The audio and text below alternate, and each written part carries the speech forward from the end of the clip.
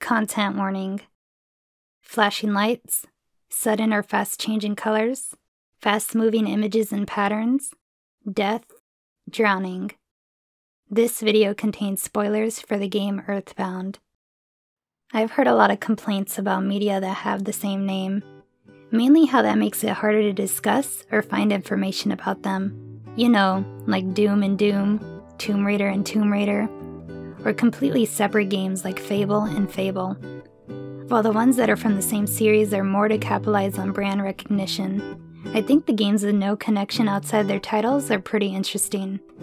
They may use the same name, but their purpose behind their use are definitely separate, used to communicate distinct expectations of their experiences, albeit from common definitions. This is what led me to the discovery of the game Earthbound. No, not that Earthbound. This Earthbound.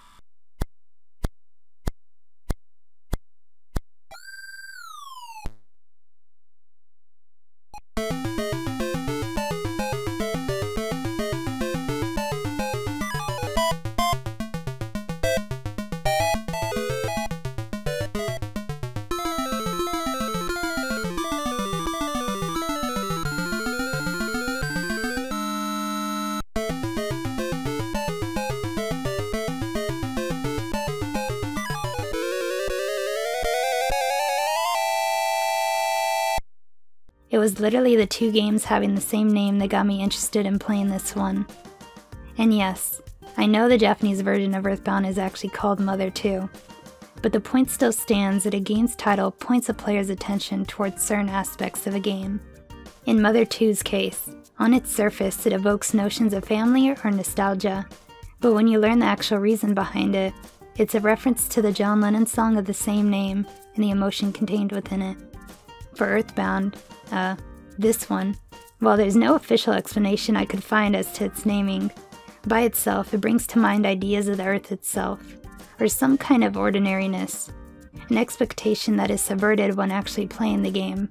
But we're not here to talk about that Earthbound, but this one. So let's give some history first. Earthbound was released in 1983 for the FM7, and ported to the PC 6001 and MC 1500 in 1984. It was published by Crystal Software, also known as XTAL Soft, but the actual developer was Chihiro Fujioka. You may know him from his work as executive producer on Saga 3, also known as Final Fantasy Legend 3, writer on Final Fantasy Mystic Quest, and the director of Super Mario RPG. He has also served as composer on many games. His love for music continues to this day, as he's a member of the Earthbound Papas, a band formed by Nobuo Uematsu. I wonder if the naming there is more than just coincidence.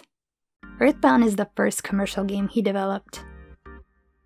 For the purposes of this video, while I have played the original FM7 version of Earthbound, I was unable to make a translation for it, so I'll primarily be using footage from the PC 6001 version. They are pretty much the same outside of their graphics and some slight text differences, but I will bring up the differences when necessary. And with that out of the way, the game itself. As stated in the game's manual, the plot of Earthbound goes like this. One morning you wake up with no knowledge of who you are or what you were doing up to this point. The only memory that remains is of someone named Lady June. Having left the town at Coma's chair where you woke up, and relying on information from strangers, you finally reach the entrance to the town of Latale. It seems that there is a woman with mysterious power called June that lives here. In any case, all you can do now is search the town for a clue as to Lady June's whereabouts. The game intro only tells you that you're in a town and have one gold coin, and with that, you're thrown into the world. Earthbound is very much a graphic adventure game in the vein of many Japanese adventure games of the time, like Microcabin's Mystery House. You type in 1 or 2 word commands to move and interact with the world you're in, though this game in particular has some differences from others in its genre that are strange. Mainly its movement. Instead of using cardinal directions to move from screen to screen, you use commands like go forward, go through, and go back. It's kind of hard to explain, but it means that when you're near a house, go forward puts you at the house's entrance, and go through puts you past the house. It took a little time to understand, and seems more limiting than other graphic adventures. Movement feels more like you're on a track with branch-off points than an area you explore. This restrictiveness is also due to how small the world actually is. Earthbound is cut into two distinct parts, one in the town of Latale, and the second in the area across the river. The lack of ground to cover means that puzzles are surprisingly easy to figure out. There's not many items to deal with, and the manual gives most of the commands you need to complete the game.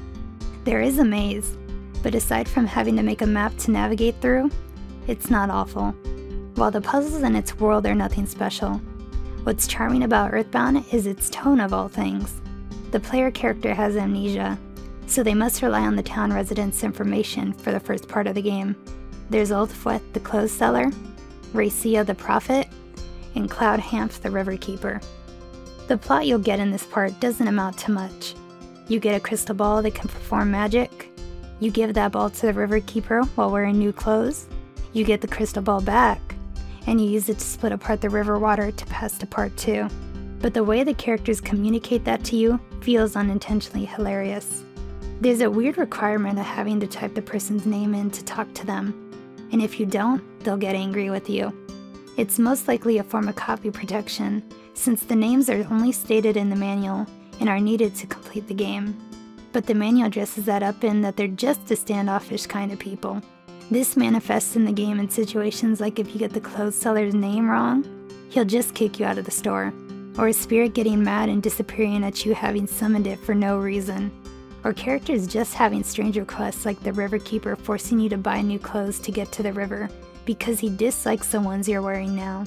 The direct, to-the-point way in which they talk helps solve this detail. It's not much, but those little touches give these characters more humanity. The blunt dialogue continues as well in the deaths. You can die in Earthbound, but of the two I found, they are obvious enough to avoid that they feel more like jokes. One is hitting a wall that makes you fall to your death in the caves. The other is walking forward into the river and drowning.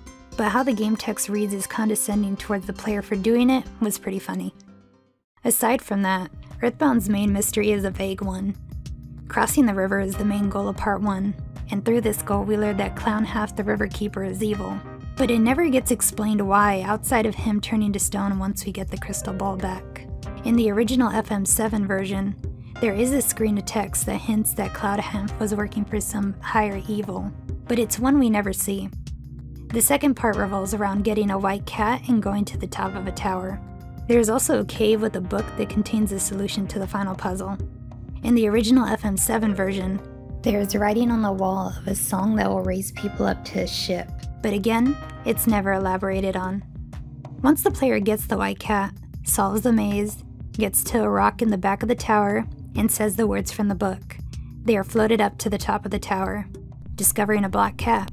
It is here that the two cats are revealed to be Lady June's cats, and when their backs are put together, they form a map. And with that, the player character goes on a new journey with the cats. The end. Yep, the game ends on a cliffhanger, and one that was never solved since there were no sequels. So a satisfying conclusion is not what one comes to Earthbound for. Its tone is its main enjoyable aspect, and admittedly, it's not enough to recommend playing the game. I mean, a lot of fantastical things do occur in the game. You part a river, you get a magic crystal ball, you summon a spirit, and you float to the top of a tower. But those are ordinary events for video games.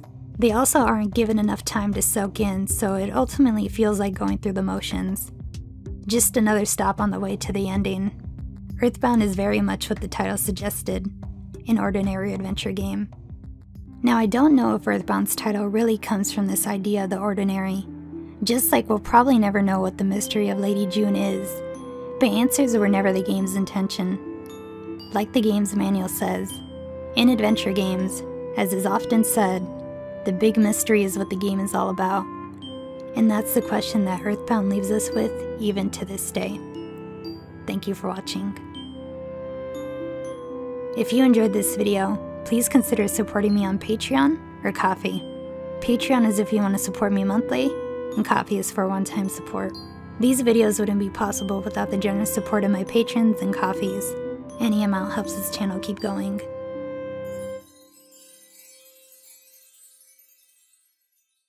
Anyways, here's my Twitter, my Instagram, my channel link if you want to subscribe, and some other videos I've made. Well, that's all I had to say. So thanks again for watching, and I'll see you around.